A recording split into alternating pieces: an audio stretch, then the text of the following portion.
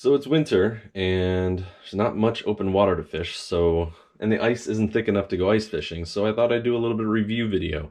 This is a tackle bag that I was looking at. I didn't find many good reviews on it, so I thought I'd do one myself. So this is a Plano A-Series 3600 tackle bag. Essentially, it's a soft case with a hard top and bottom. That gives it some rigidity. It allows for some basic waterproofing on the base, and the top gives easy access to something. So I thought I'd start out by showing you the defining feature here, which is this hard case top. It's got two covers that open up. One side has 3 dividers, small stuff like hooks, weights, and then a larger space maybe for some hard baits.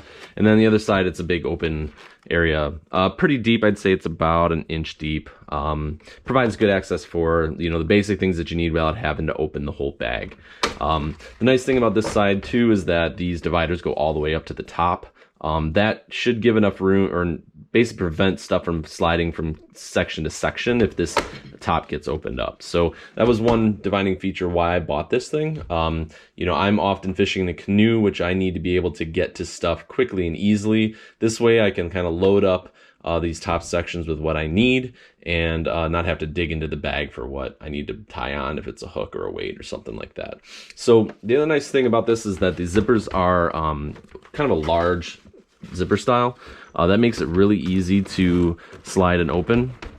And they also provide, if let's say a little line or something gets caught there, it shouldn't really affect the overall zippering of the top. Once you open this top up, you've got access, and it comes with these 4 trays. Now, the nice thing about these trays is, I think they're the 3600 size. I haven't used trays before, so this is a kind of a first. Loaded up this with hard baits. I've got some square bills and some frogs and some jerk baits in here. But it stores a total of 4 of those. I may end up running it with just 3, and then that would give me enough room for, a good section of bags of soft plastics over on this side. We'll see. Haven't been able to take this out yet just because I got it for Christmas, and then, like I said, it's winter here. So fits a total of 4. Easy zipper, on and off. It's got a overall handle. Now, the one drawback I will say in terms of a review is that I am not a fan of these snap clasps. This one's really hard to do. This one's a little bit easier, but to get that open, it takes a bit of wrenching. Like every time I do this, I have a hard time opening this one up. I'm guessing that this just has to get worked in a bit. I may not even just use that and just pick it up like this. So we'll see in use how that works. But overall, it's got 3 pockets on the side, zipper pockets.